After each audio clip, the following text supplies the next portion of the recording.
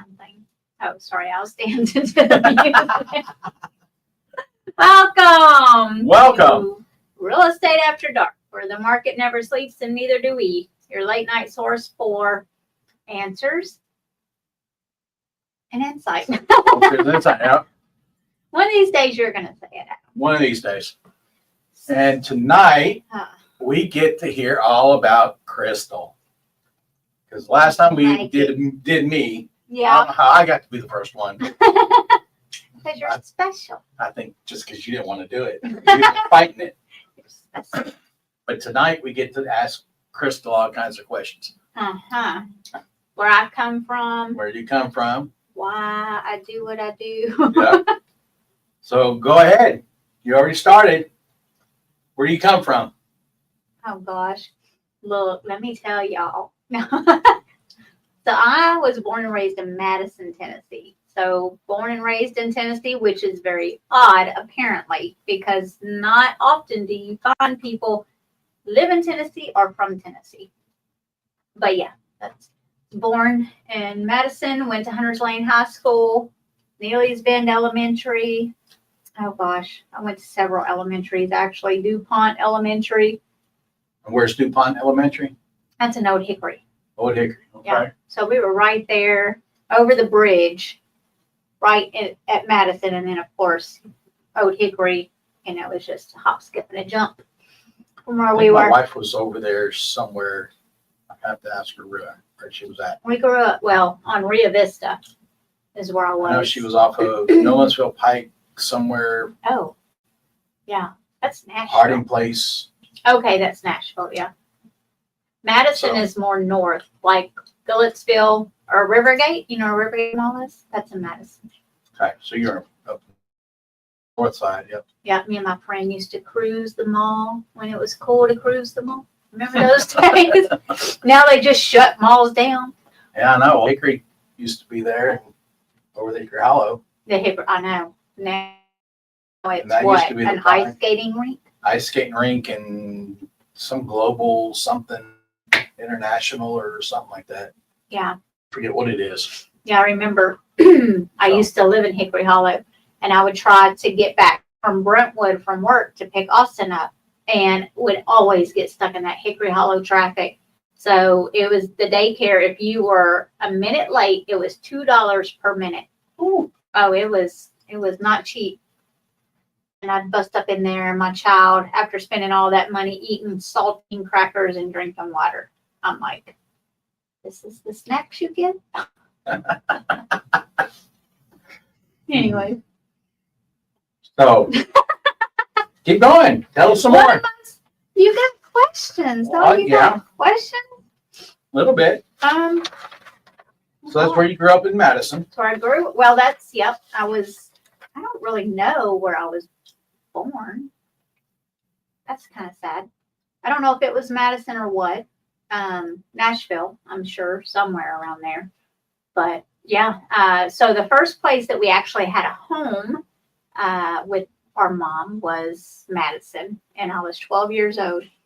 And we lived in that apartment until I married and moved to New Mexico. And where was that apartment? Madison.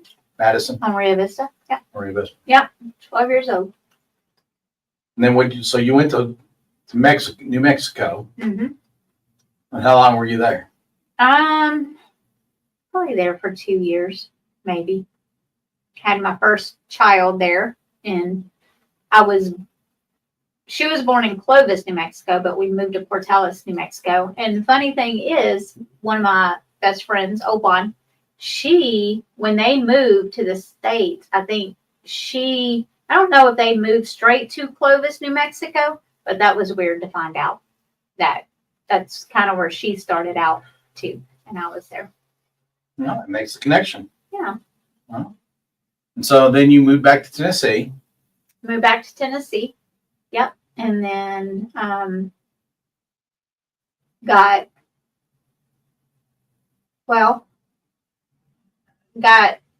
trying to think here now. Well, so my first son, or my first kid, I guess I need to go back. Your first son. So my first kid. Is there another son? No. Austin, Just you one. may have a brother out there. No. So before I moved to New Mexico, I had my beautiful son, Austin. Of course, I was 18 years old when I had him, but still living in Madison at Rio Vista Apartments. So moved to New Mexico. And it's funny because, which is Jack and Kat's dad, but he asked on our first date. So I didn't tell him I had a kid yet because, I'm 18 and it's like a whole thing when you tell somebody you're starting to date that you got a kid. So you got to work up to that. But anyways, I remember being on the front porch after our date that night, and Austin was in the house and he had started crying and you could hear him. But we were outside on the porch still. It was an apartment. So, there's 4 apartments. So he's like, he heard him crying. He was like, finally, I meet a girl without a darn baby.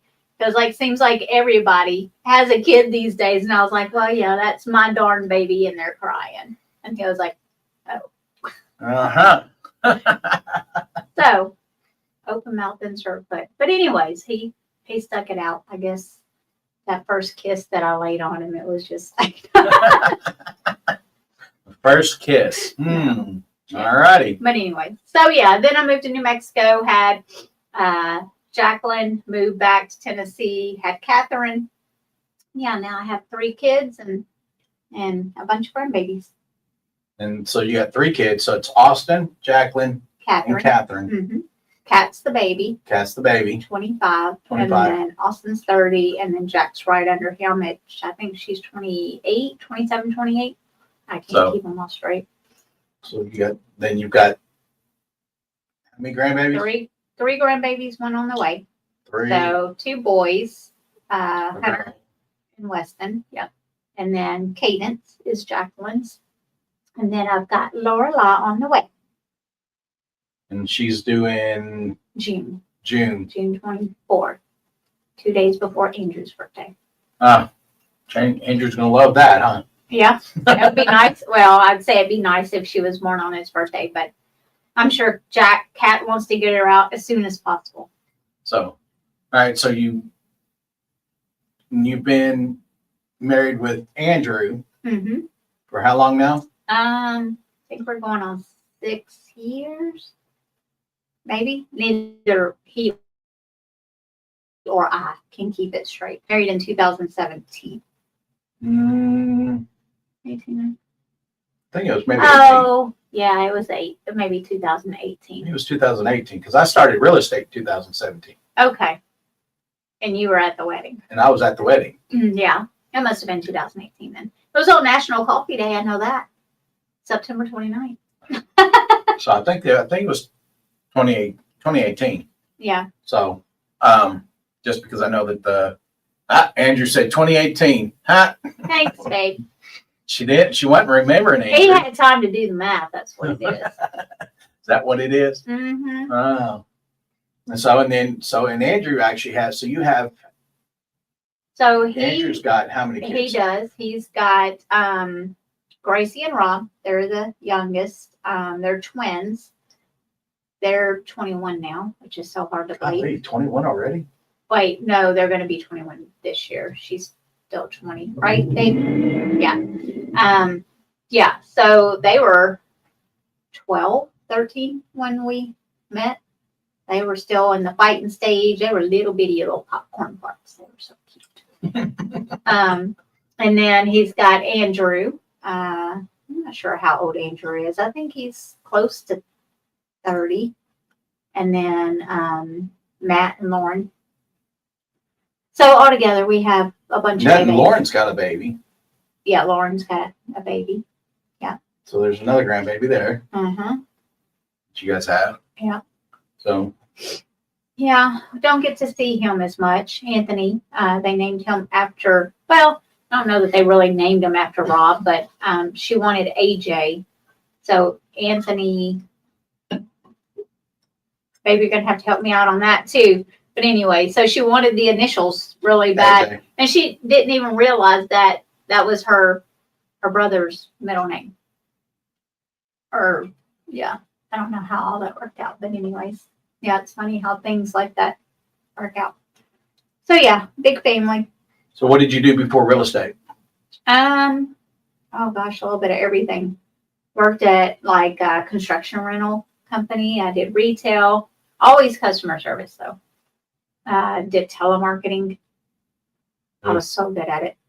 I don't know how, because now I don't. I know make you don't like calls. to be on the phone. I don't make calls at all. Like as far as like lead generation, that's why I've never been able to do it because I'm like, I got so burnt out on the telemarketing, I think. It is tough. I mean, I'm been back on the phone today. Mm-hmm. I've made some calls. Yep. Trying to get back on it. So it's daunting. It's hard to be on there. And sometimes it's because sometimes you need to say something that you don't really want to have to say. But, Yeah. But then you don't want to hurt someone's feelings either. So, Mm-hmm. I mean, we try to be, it's a struggle to, how do you come across and be honest about something without hurting someone's feeling? Yeah. Because you have to be truthful. You want to be truthful on it. So, Mm-hmm. so you did telemarketing, customer service, and new construction. Yeah, sales. like no, it was like a rental, construction equipment rental. Oh, equipment company. rental. Okay. Mm-hmm. Yep, and worked at the Apple Barn at That's Upper an old store. Mills. It is, yeah, not even there anymore. And I it's don't think so there's any Apple Barns around anymore. Yeah. Melissa liked them. Sevierville. Is there one? Yeah, that's the original. So there was only Gotcha, two. sirs. Yeah. So that one's still there. We still go to that one whenever we go to Gatlinburg or the area. But yeah, it so it flooded here at Upper Mills. But I'd been gone from there a long time when that happened. But we all still stay in contact, like the people that all work together. Kind of like here, it's like a family. You really become friends with your coworkers and stuff. So it was nice. Still got a couple that are trying to get into real estate that reach out to me every now and again. So what got you into doing real estate?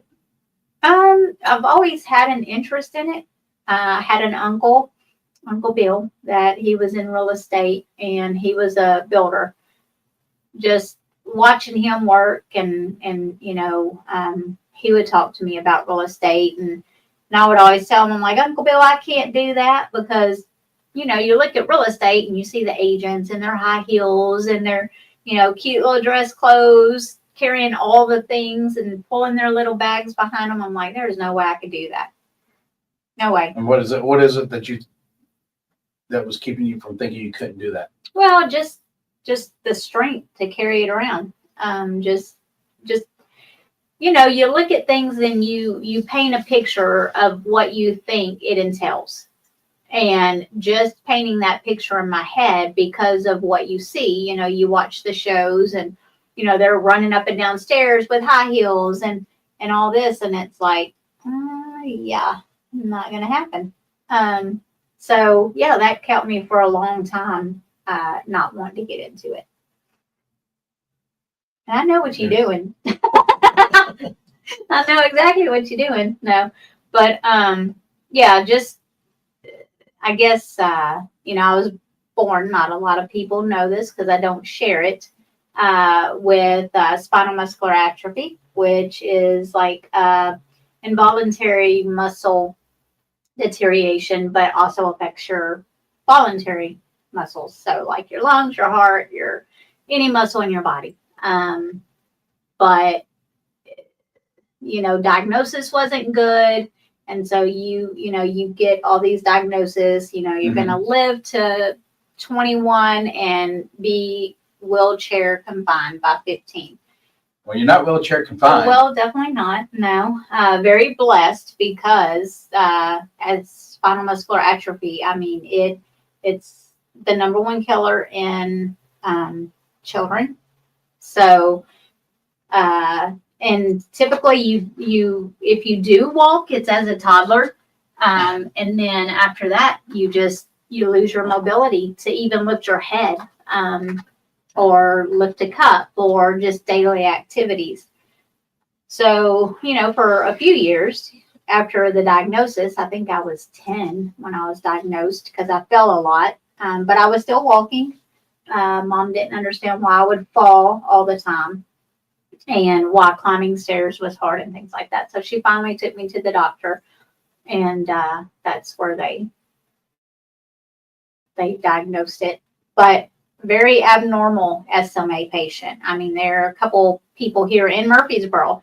It's not often that you see a patient with SMA, but there are two here in Murfreesboro, and both have been wheelchair bound most of their life. Yeah, because we were actually talking about one that you were telling me about. Yeah, that made the shoes. Made the shoes. Yeah.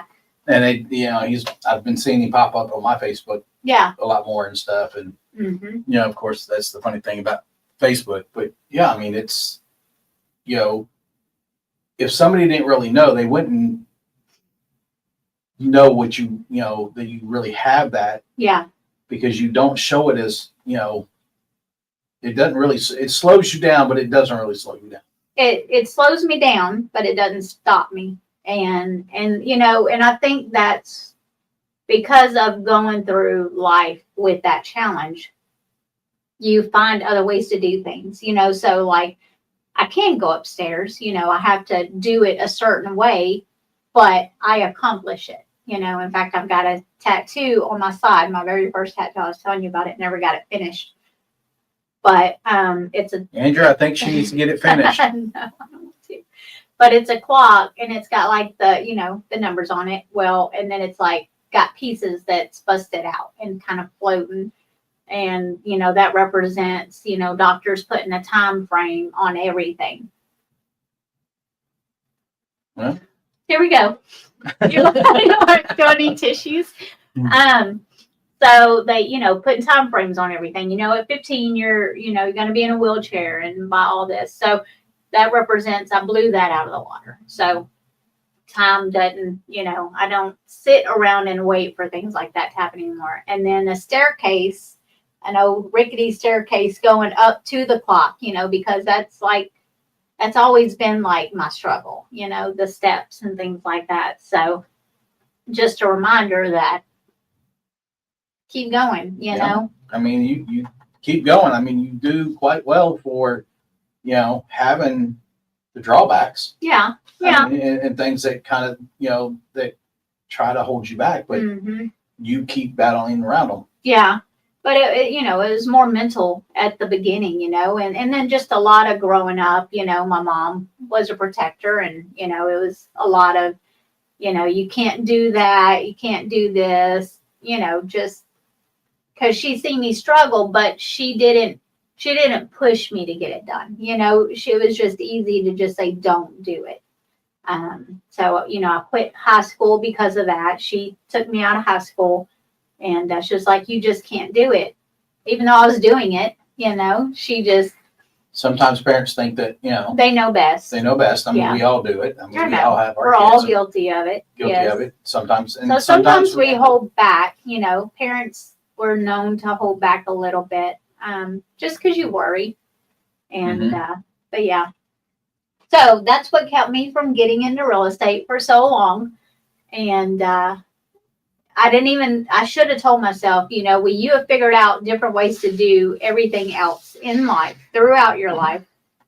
You can do the same. And it's you call the shots. You do, what you can do. And if I have a house, that has a lot of stairs with nothing to hold on to, I call on you give me a call. Yeah. Or, But I mean, that's, I think you started a year or two before me? A couple years. Before me, because I'm on 8 years. So I'm almost on 12 years. So a few years before you. A few years before me, because when I started, it was my first deal. It was you helping me. Yeah. So, and we've been going at this ever since. I remember Trey Marshall called. And he's like, my boy's over there. Of course, this was after you came. I'm like, you could have told me that before, Trey. Right. But he was like, he told me to promise to always take care of you. So I made a promise. So, well, Trey was a good guy. He is. Even though we gave him a hard time. We did. But, so you got into real estate. Yep. Got into real estate. And, so I think there's multiple challenges going through life. Everybody faces them. Everybody, got divorced shortly after getting into real estate, which was scary. Because here I am with 3 kids and a job that I have to pay to work. And I'm like, wait a minute, how am I going to do this? So, with the 3 kids and the house and the car payment, and it's like, what am I going to do? It's like, so I remember sitting at an inspection one day. It was in Antioch at a house with John Chick. And I was reading the book, Who Moved My Cheese?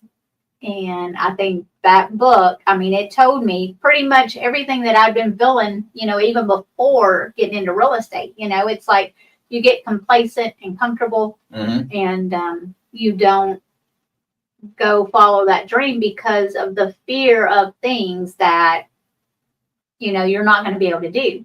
But once you do it and you get there, you realize that wasn't that bad at all.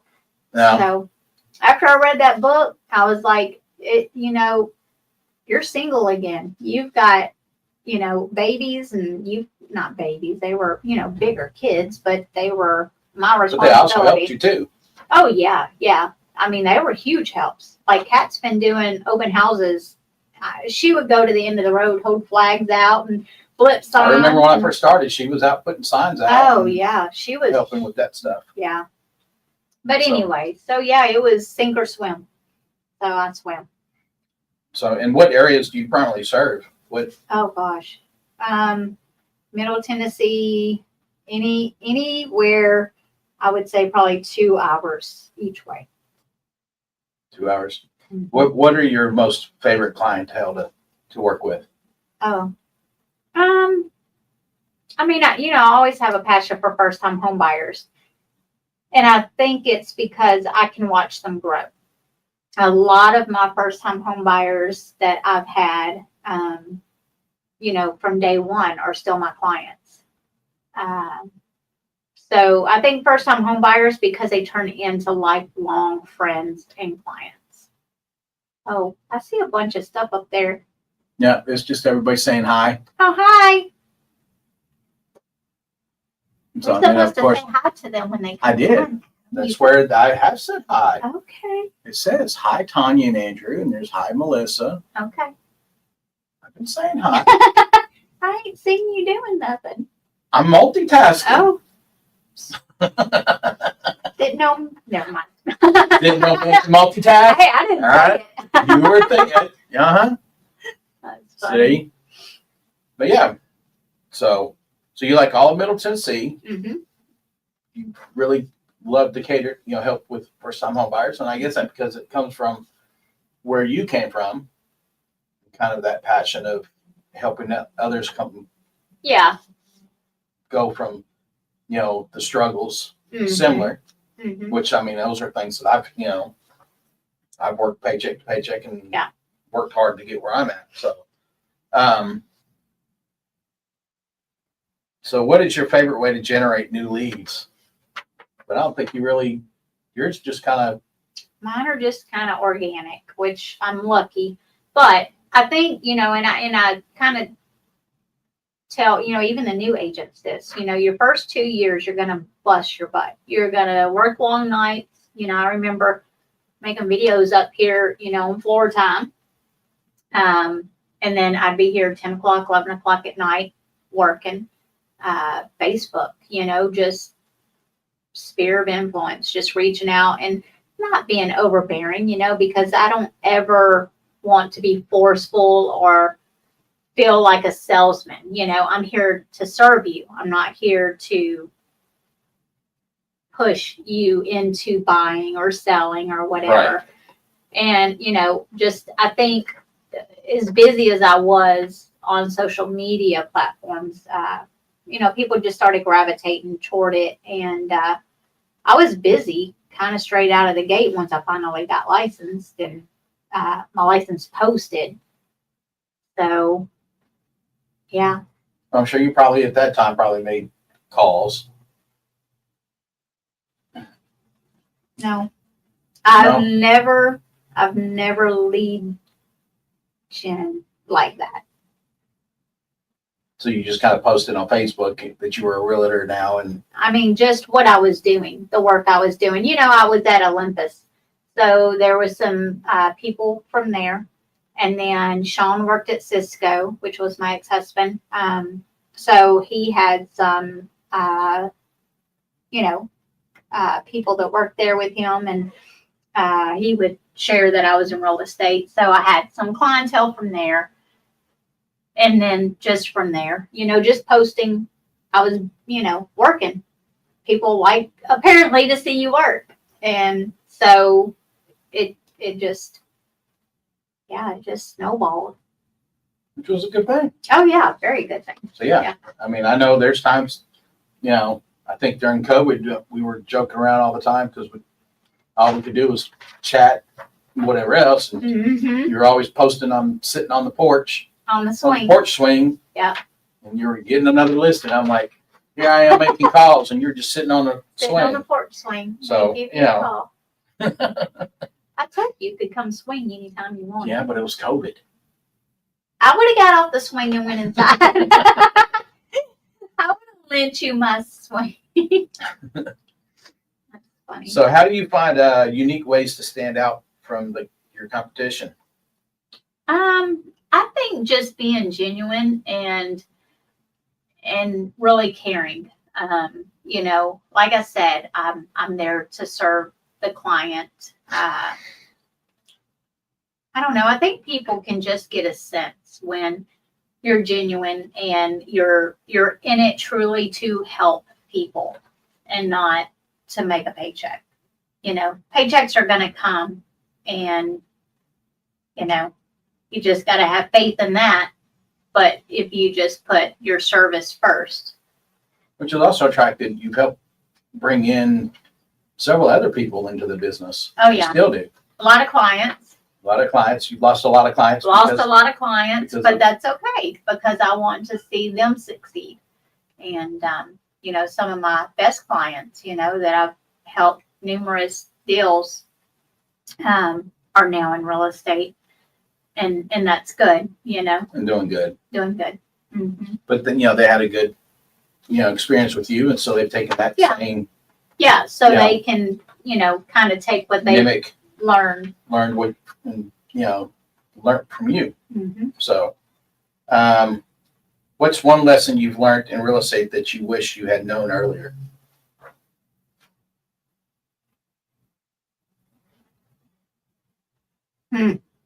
That's a hard one. I know. One lesson. She's thinking. Yeah, I mean, thank God I hadn't had a whole lot of lessons that I've had to learn. There was one. Oh, there was one. So, and I'm not going to call her out, but she knew exactly what she was doing in that offer. When, on the title line where it says seller, buyer to pay title or whatever, Mm-hmm. you know how you got the line under that about closing costs or what have you. Well, she took and added closing costs there, but scooted it all the way to the end. So when you're looking down, the contract, your eyes are not going to gravitate to the end of an empty line, right? So she snuck it in there. So now I know after, I explained, and now the good thing, and this was during COVID, I remember there was 13 offers on that house. And I did 13 net sheets, and this was the best offer. However, I did not see that closing cost that she asked for. Luckily, it still was the best offer. Thank God. But what I did to make it right, because it was still my mistake, no matter how you put it. Yeah, she got one over on me, but, so just had to cut my commission by that amount. Didn't have to. The seller said, no, I completely understand and can see where this happened and it's okay. It was still the best offer. I said no, because I don't feel right about it. So I'd say that was probably the biggest lesson. Is to make sure that you really look at everything. And that's you. I think, you've always taught me Mhm. when I was first started to make sure you read everything. Oh yeah. Yeah. To look over everything Yeah. from, Well, not only was it at the very end of that line, it was the tiniest font you could put on there. I mean, that's sneaky. that was deliberate, and Mm. I learned my lesson. Well, and that's why even me being a mentor here, Mm-hmm. I mean, I'm always telling everybody, make sure you read everything clearly, look at everything over, really well. Yeah. So yeah, I mean, that's definitely something there. Mm-hmm. So how do you balance work and personal life in such a demanding industry? Very carefully. No, I'm just kidding. It's actually not bad, and you get all the time, because I'm like you. We do everything. Like we start with the client, we end with the client, do everything with the client in between. Even though we get fussed at for not leveraging. not leveraging. Yes. But if I did leverage and I could do more deals, I feel like I could still do more deals. I mean, during COVID and I had the best year, I could have still done more deals and been fine. It takes as much time as you let it take. And sometimes doing tons of deals isn't always, it's great to have the more, the better. Mm-hmm. And it's more money coming in, it's making more money. Yeah. But sometimes that's also, what's that take away from personal life? Yeah. Well, but like I was saying, it really didn't. I mean, I still had tons of time with my husband. Family, it just doesn't affect it, and I'm licensed here in Florida. Yep. And did the broker thing here. I mean, those CE hours take some time. Have you gotten done with those yet? Nope. But it really doesn't take the time like a lot of people. And I think a lot of people, limited belief, they put it in their mind, that I'm not going to be able to do all this if I have to do all this. Well, all of this in reality doesn't take that much time. No, it is just a matter of how you processes. Though, it's like there's so many people that have their hands on our deals. The lender, the title, the inspector, the appraiser.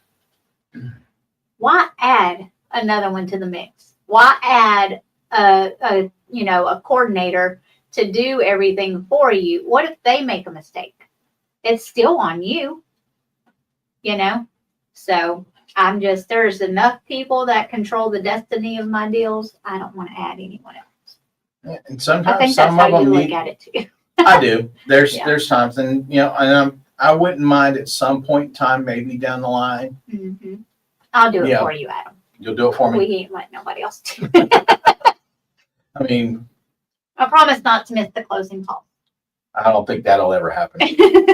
So what do you like to do outside of real estate? Well, like spend time with the family. We used to do family dinner every Sunday. We have slacked off some because everybody gets busy. Everybody's got families. But I love family time. But yeah, I mean, that's what I try to spend my spare time doing. But we do have rentals, that. So we spend a lot of time. I was just fixing to say, you've got doing that, getting rentals ready. You guys own. We own two. Own two rentals, but you manage a total of. Is it 9? Six right now. Got 2 more coming on, so it'll be 8 by next month. I was thinking it was somewhere up there. I knew it was Yeah. more than so. But yeah, any plans on getting you and Andrew a third one? Yes, eventually. Yeah, he's going to chime in here, I guarantee. But so I want on the 4th or the 5th floor condo only. The houses just they cost more money because you got more things to do, and so I want another condo, not another house. Okay. And we got a question here Mm-hmm. from Melissa Martin. Do you remember my mud pies? No, but I remember you eating the balls of bread And I remember your bicycle I used to borrow. Thank you. So she grew up with me in Madison, in Rio Vista Apartments, where even the pizza man wouldn't bring a pizza because they were scared of getting shot. Because they did. But no, we grew up there. She left out within a couple years. She was one of my best friends there. Me, her, and Andrea. Yep. So that's, just her, she reached out to me several years after I was into real estate. And I guess she reached out to my mom trying to get in contact with me. And we went out for dinner one night at Mafioso's, and she was talking about she wanted to get into real estate. And I was like, she's just like, when you think Southern, you think Melissa. Yep, I've met her. Yeah, she's born and raised in Tennessee, and she's country as a turnip green, and she's just down to earth and a lot like me. She's, she's truly in it to help clients, and yeah. Tanya said, "Don't forget about her." Oh well, she ain't even my best friend. She's my sister. She's my sister from another mister. Yeah, I grew up. So me and Tanya used to go to the Rivergate skating rink, and we would cruise the mall when cruising the mall was cool in her little Honda. It was funny. You know how the lowriders would always go over the speed bumps and they'd open the door and look out to make sure they could clear it? Yeah, so I would do that, making fun of the lowriders. Well, Tanya's door got to where it wouldn't close on the Honda, and I went to look out, fell out. Almost fell out. She grabbed me. She saved me. So, yeah. Melissa said something about she looked up Miss Sadie. So who's Miss Sadie? My mama. Oh. Sadie is my mama. Okay. And I wasn't, because I only know her as mama, because that's. Yeah, that's who popped up, Mom. But yeah, so it was me, Melissa, and Andrea in the apartments. Tanya's been my friend since I was born. Like literally her dad and my mom and all of his sisters and brothers were all good friends, and they played together. And so, yeah, her grandparents were pretty much my grandparents. Yeah, she said she almost lost you out of the Honda, yes. And then she ran it over a tree one time. I swear that woman couldn't drive back in the day. But we were coming back from Denim and Diamonds. There was a whole tree across the road. And she just go and drive right over it. Like, okay. Oh, goodness. Those were the days. And then she took advantage of me being slow at them. Look, so we was at the skating rink. And there was this girl she did not like. So she goes and orders the biggest Coke that she can get, okay? Uh-oh. And then she goes up and pours it on this girl's head. Okay, so her mama would come to pick us up on Friday and Saturday night, 10 o'clock. We knew she was going to be out there on the dot. So I think it was like 10:05. She went up and bought this Coke. Went and poured it on this girl's head and then took off and left me just barely chugging. Now I know Tanya's doing it at the same time. I'm like, you're going to get me killed. Yeah, sorry. All righty. So y'all were mean. Some mean girls. We were not mean. She was mean. Oh. No. Uh-huh. I didn't even know what was going on. I was just like, sure you didn't. Look. You believe that, Andrew? He doesn't heard the stories. He knows. She said there's not a memory she doesn't have that doesn't involve you. That's right. Mm-hmm. So, Tanya, you're going to have to tell us some stories here. What you got, girl?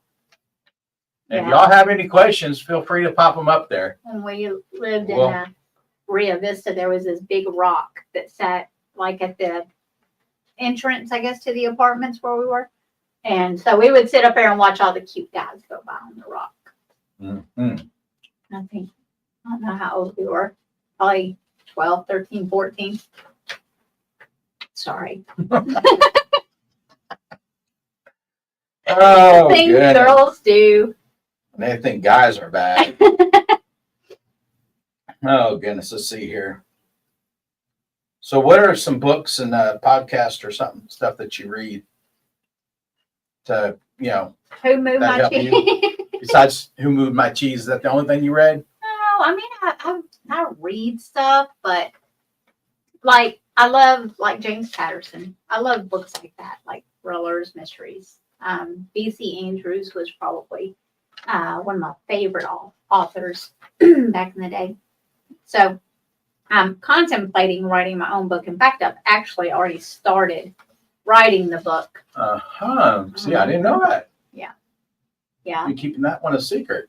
Yeah, because it's a process. There's a lot. I didn't realize there's been a lot. So. Well, that's what we're here to find out tonight. So I need to find me one of them ghostwriters. I don't know, with ChatGPT now, I could probably whip that thing out in like a week. Probably. If I sat down and did it. No, but yeah, Andrew said you never said why you got into real estate. I think you did. I did. I think you're a little late on that, Andrew. Yeah, my uncle. Yeah, he helped me. Or do you? I don't know. He might not have been on there yet. Yeah, maybe not. Yeah, you were saying your Uncle Bill. Yeah. Kept talking to you about it. And he passed away just a few short years after I got into real estate. So I wasn't real successful. Well, I say a few years. It was probably actually my second year.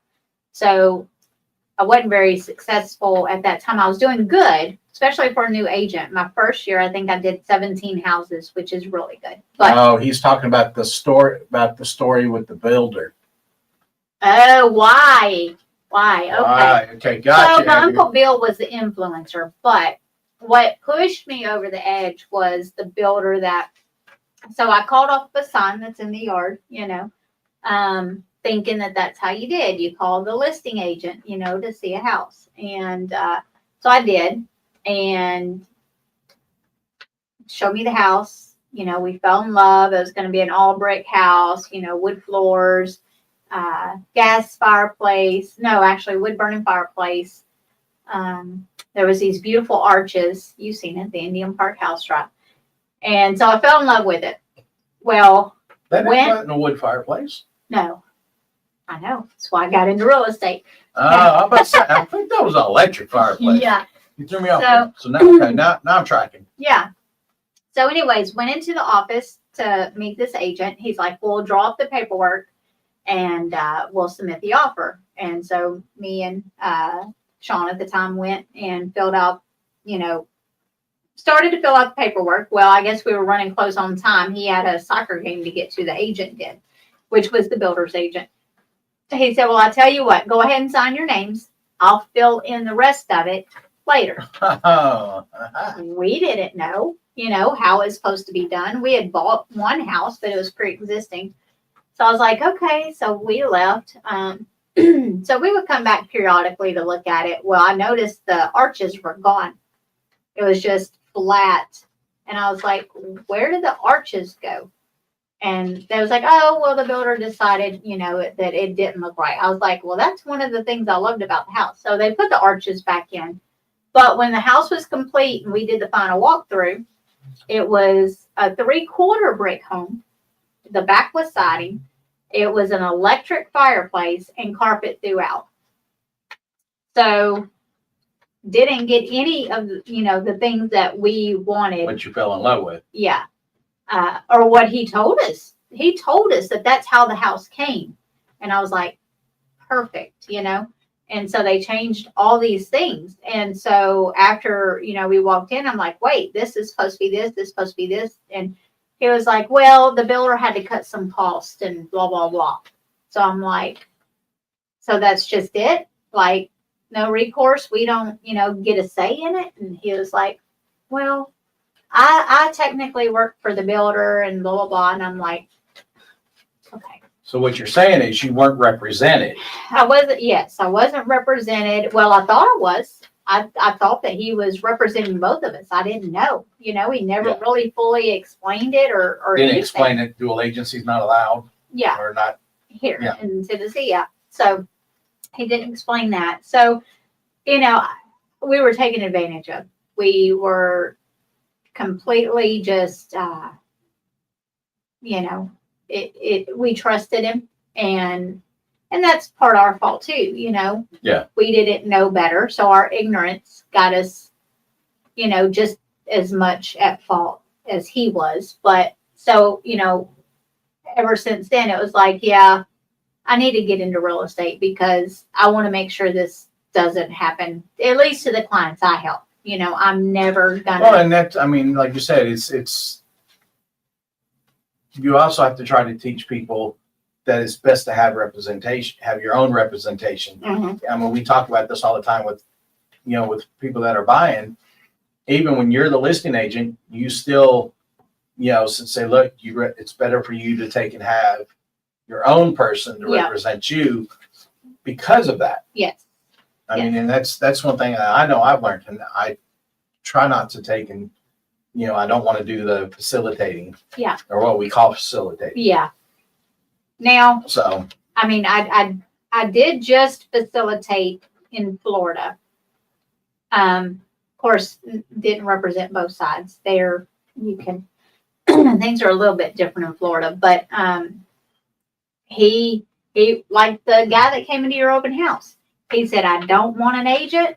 He was like, if you could just, go over the contract with me. And I did. I thoroughly went over it. I put exactly what he asked for and explained to him, what all these things meant, the contingencies, and, so he fully understood, but it just, he filled, he just ran out. Like, he didn't even fill out the paperwork. We didn't do all that. He just sign it, and let it go, and he put in whatever afterwards. Yeah. And probably didn't remember exactly. Probably didn't even remember anything about it. So, Sergio says, and hey, Sergio, says, what keeps you motivated? My trainer, Sergio. So, well, and I've been working out ever since I started. Well, I think me and Sergio have been working out together since I had that accident and I totaled Andrew's Jeep. I didn't total it. It wasn't my fault. It was somebody else's fault. But I did total the Jeep. She made it, Andrew. But after the pinched nerve, I did start losing, and this, a lot of strength, like balance. Everything was off. I couldn't show houses, like hardly any at all. So, you stepped in and helped out a lot on that. And then the guy with Powell Fence Company dropped Sergio's name, because with me, I can't just go to a physical therapist. In fact, I did go to a physical therapist, and they kind of chuckled and it's like, I don't know what to do with you. And I'm like, wait, what? So they didn't know how to work with me with my disability. Like, they didn't know my limitations. They didn't, take time to even learn it. So he recommended Sergio. So Sergio, he specializes in working with people with disabilities. He's patient. And in fact, I've been trying to get Melissa, and we'll get there. But Melissa's husband, or soon to be husband, hint, hint. So he's got some challenges. And I mean, Sergio's been a life changer, especially now with this diet that I've been doing. I'm back to where I was. I say I'm probably getting around better now than I did when I met Andrew. So, yeah, like the strength, the stamina, the balance. Now, So we sometimes never really I don't like Sergio when he comes at 8 o'clock in the morning. Want to, but no. Well, speaking of which, about meeting Andrew, we never really talked about that. Ah. Uh-oh, he's smiling. So he walked into an open house looking for an agent, not the house. He said he had been following me on Facebook, and he seen that I worked with buyers, and he was wanting, and this is another example of, not lead generating, but being present on what I'm doing. So he found me on Facebook and said he's seen that I'm working all the time. And he was like, you kill it. You work hard. So I want an agent like that, to help me find a house. And I don't know what it was about this man. I kept stumbling. I kept not even being able to form a sentence. and he had these cute little blue jeans on. And look, guys, I ain't trying to check out your husbands or the men or that I work for or whatever. It was just, and I think what it was is he reached out to me a year prior on Facebook in Messenger and told me that I was cuter than a box full of puppies. So I feel like I knew him. You know what I mean? So I felt like there was a connection. It wasn't on Facebook a year prior to that because I was like, he's a creeper. That's weird. But it was like that thing where I felt like I knew him, but I didn't know him, you know? And I think that probably could have done it. So, yeah. So you met him at an open house. An open house. And we were just clientele and yeah. So he asked me out for margaritas on a Tuesday. He loves margaritas. He does love them margaritas. So we went to Camino Real. I was like, what is this going to make it weird? You know, because, you know, we were just client. And, but anyway, so he was like, no, not unless we make it weird. So we went and had a nice dinner, chatted, you know, and after that, it was just stuck by. He's been there ever since. Ever since. I remember at closing, we walked out after we closed on it. He was like, am I going to see you again? I'm like, well, you better. Guess he thought we were done with the deal. I was done with him. Nope. No. He was sadly mistaken. He got the gift that keeps on giving. Sorry, baby. And Melissa said, where do you find your joy? Oh, everywhere. Just, I don't know. I try to stay positive. I don't know. I mean, just in life in general, just the blessings that I've had, the life that I've had, just coming from absolutely nothing to where I am and knowing that I worked for it, you know, just you grow up in the system, you know, on welfare and stuff. And I think I just kind of learned what I didn't want to be and what I didn't want to do. So despite disabilities or, you know, growing up in poverty, it's like you just make a way. And so climbing out of that, you know, gives you a sense of joy and pride. So, I mean, how can you not count your blessings when you've been able to do that? And just be happy about it's a lot everything. of blood, sweat, and tears that go into it too. Yeah. Yeah, So, I mean, but you appreciate things a little bit better. just knowing that I could do it, you know. But there's always that little sense of guilt. We're getting close, aren't we? Yeah, we're getting close. Always that little sense of guilt because, you know, like I said, with spinal muscular atrophy, it's usually really bad. Like, you know, I'll go to conventions. I don't do as many because I almost feel guilty going to some of these conventions because people are so much way worse than me. And But what is it we tell you though? When we sit and try to get you to go to conventions and no. I'm talking about like for people with spinal muscular atrophy. Gotcha. Yeah. I didn't know you went to those. Yeah. Me and Andrew went to a few. I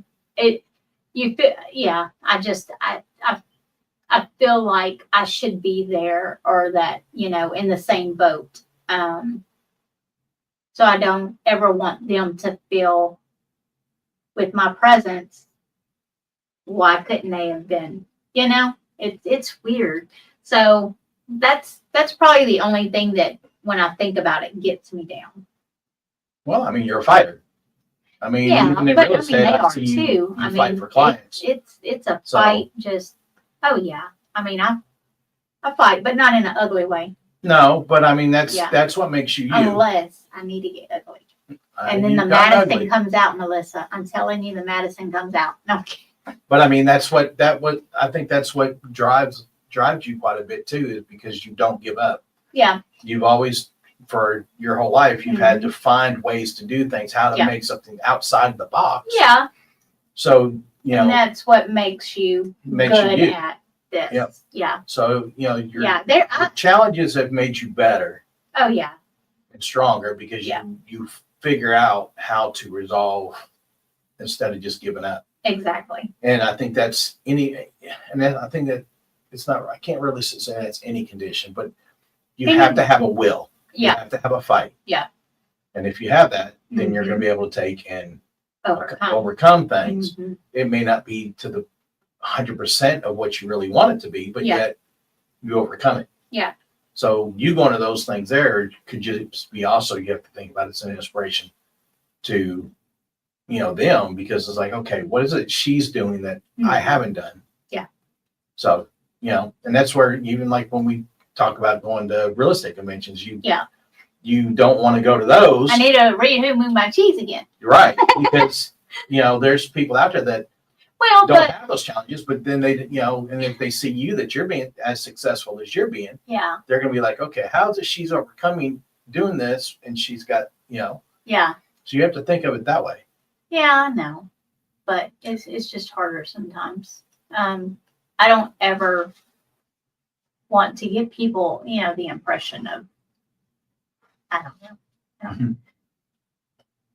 What you got? Let's see here. Tanya said, Crystal, you had to work hard at things her whole life. So proud of her and her success. She's the most humble and kind person she's ever known. Melissa put, I guess, a cheese up there. And she said, Andrew is such a good person. You two compliment each other well. You two do. Yeah. You both. I like Andrew. I like him too. I think I'll keep him around. No. Andrew said she acts all cute and sweet, but really she's kind of savage and it's fun to watch. Yeah. Hey, I ain't scared of no government cheese. That's all I'm going to say. Oh. No. Well, what advice would you give, Crystal? I mean, we're down here to the wire. Would you give other women looking to succeed in real estate? Well, women, men, Anybody. It don't matter. Yeah, just if you have the drive and you want to do it, and go for it. But literally do it just to help. I mean, just to be of purpose. Like, don't enter in with the mindset, oh, I'm going to get rich, or I'm going to, have money. I'm going to have this. No, I mean, it doesn't just come. Like, you have to work really hard, and you have to appreciate, and you have to stay humble. And like I said, truly do it with a servant's heart, and don't be scared to give. People all the time talk about, cutting commissions and, realtors shouldn't do it. It shows weakness, blah, blah. I don't play into that. I don't comment on that usually. But, you don't ever know the situation. Maybe somebody can't afford, or whatever. So I'm not too proud to, I know my worth. It doesn't mean that I'm worth any less if I give them a discount because they need help, Oh, and that comes back sometimes too. Oh, it always comes back, but never expect it to come back. Yep. So, I mean, like I said, if you're just a good, genuine person with a good heart, you're taken care of. God's going to provide. He's going to take care of you, and just faith over fear. Well, and I think a lot of people think though too. I mean, yes, we make good money, but we can, and we can make an endless amount of money, but it's not always about the money. Yeah, it should never be about the money. So it's what we make is, and everybody has their wants and their needs, and as long as everybody has they're being provided a certain way, they get comfortable with that, and that's where they want to be. Yeah. Some have higher goals and want to do a whole lot more. Yeah. But some people, and that's okay. Yeah. And some people don't want to do, thousands of deals or whatever, hundreds of deals a year, because they have other priorities. They have other obligations. That's okay too. Yeah. Right. Well, it's like with me and you, it's like we don't we don't sit there and figure out how much we're going to make. Like, okay, this deal's going to do this. Right. Okay, and this month I'm going to make this. And people ask me all the time, what are your goals? Yeah. I don't set goals, and I know that's awful. I know that is awful. I'm a business owner. I should do this, but I don't, because, you know, it's a faith thing. It's like, it's going to come. Whatever I get, I'm going to be completely happy with, as long as, and if it's not enough, I'm not doing something right. I need to work harder, you know? So, And, you know, right now the market is a little bit tougher for us. well, yeah, but I mean, we we're still in surviving. our full, you know, career, I mean, there's ups and downs, but we always manage to Work our way through work it. with it, you know? Right. We're still here, so we're Right. doing something right. Exactly. Well, any other questions? See, that's We're why you back don't to- talk about me, because I talk. Sorry, guys. Uh-huh. I think we're over time. Just by About a minute. It's not bad. That's not bad. And you Yeah. were scared to take and talk about yourself. Anyway, we are so glad you joined in. Now you know more about me and know Adam. And yeah, so we would love to be your realtor. Yep. You can holler at one of us. You can holler at both of us. We're a 2-for-1 deal sometimes, if you want us to be. Yep.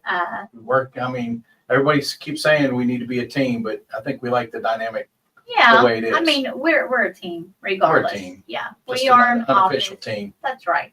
So, but yeah, if there's anything we can do for you, or if looking to buy or sell, anybody else that you know looking to buy or sell that wants to be taken care of, well, give us a shout. Yeah, and wait till the end. Adam has added a little extra oomph. Yep, we'll see how this goes. Let us know if it works. Yep. We appreciate y'all. We'll see you next week. See y'all next week.